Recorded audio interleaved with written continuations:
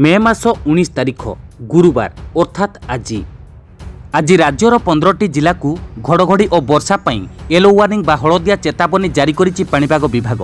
तेबे आसंतु नजर पकाइबा आज राज्यर केउ केउ जिला मानकु सतर्क सूचना जारी करा जाइछि। तेबे संपूर्ण खबरटी जानिबा पई भिडियोटी को शेष पर्यंत देखंतु।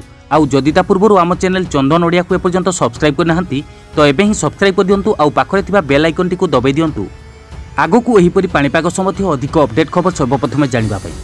तेबे पुणी राज्य को फेरिबो ग्रीष्म प्रभाव 2 रु 3 दिन मध्यरे स्वाभाविक ठारू 3 रु 4 डिग्री पर्यंत तापमात्रा वृद्धि हेबो बोली कहिछि आंचलिक पाणीपाग केन्द्र। सेपटे 22 और 23 तारिख में प्रबल ग्रीष्म प्रभाव नहीं अभ्यंतरीण ओडिशा को सतर्क कराइछि पाणीपाग केन्द्र। विशेषकर बलांगीर, बौद्ध, सोनपुर, बरगढ़, झारसुगुड़ा, सुंदरगढ़, केन्दुझर एवं मयूरभंज जिले में तापमात्रा 40 रु 45 डिग्री सेल्सियस मध्य रहिबो। आउ एने एही जिलागुड़िक पई येलो वार्निंग जारी करिछि पाणीपाग विभाग। आउ एपटे आसंता 3 दिन पर्यंत राज्यर अधिकांश जिले में कालबैशाखी प्रभाव देखादेव।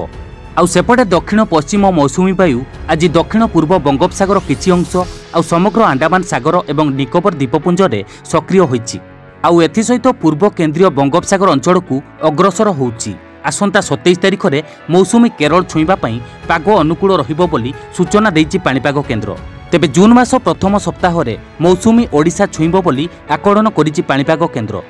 आज अपराह्न ठारू आसंता काली अपराह्न पर्यंत अर्थात 20 तारिख अपराह्न पर्यंत 15टी जिला को घड़घड़ी और वर्षा पवन नहीं येलो वार्निंग जारी करा जाइछि।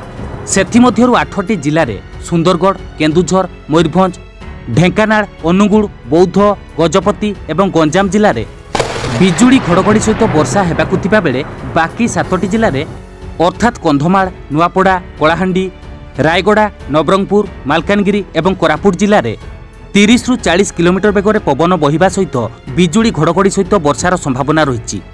एणु एही 15टी जिला 20 तारिख अपराह्न सुधा सतर्क रहिबाकु परामर्श दिया जाइछि।